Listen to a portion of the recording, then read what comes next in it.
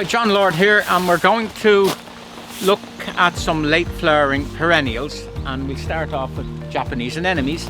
And I just thought of this second. Never make an enemy of a Japanese anemone, because it's a good friend but a bad enemy. That doesn't make sense, but it will when I explain why.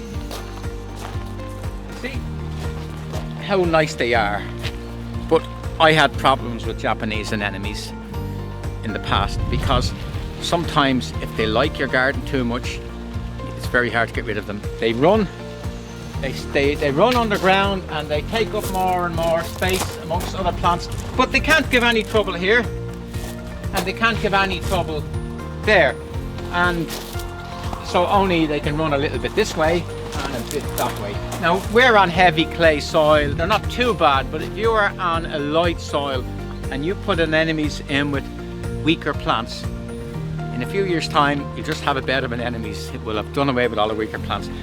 On light soil, the roots can go down that much into the ground. Very, very hard to eradicate. So they're beautiful plants, but plant them with care. Now that one is, I think, Whirlwind. It's one of the white ones, and I think I've grown lots over the years, and I've come to the conclusion that white's the best. Now, because they will do well in shade. White always looks very well in shade, because the shade can be slightly dull and the white shines out. Now we look at some more anemones. We have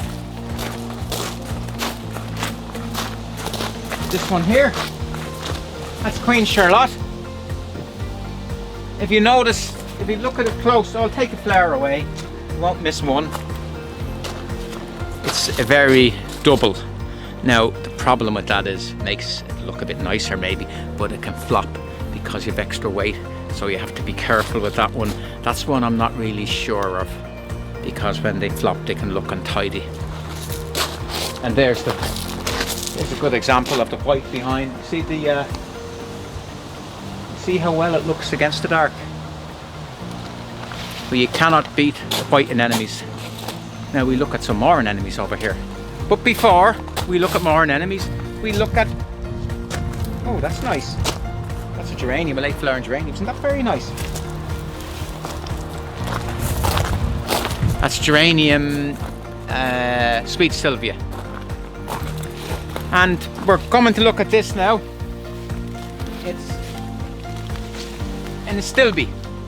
It's a Chinese Astilbe, Astilbe chinensis, in case you didn't know.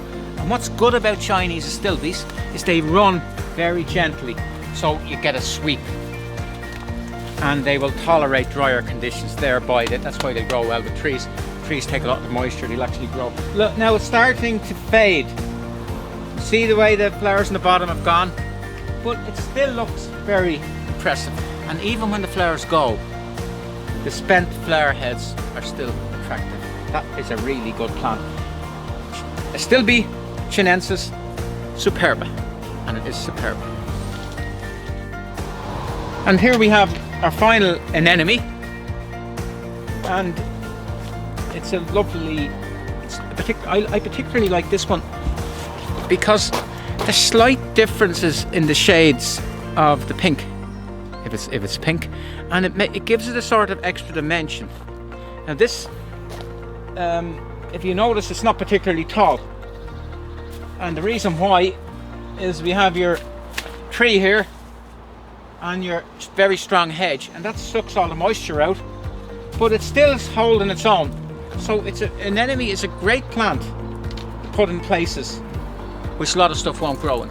That's in shade, shaded by the stuff in front. If you notice the daisy here, the height of it, it's taller than my umbrella. Capronoc star, but if you see the piece of the daisy that's near the hedge, my umbrella is taller than that.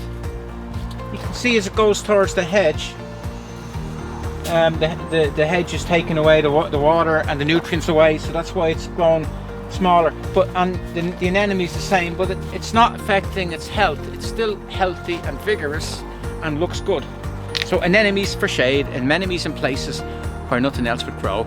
And the other thing, if a plant likes shade, and this is important, If a plant likes shade, it generally doesn't like to be in a wet position, because shady places generally are not wet places, because shady places are caused by trees, and trees took out the water.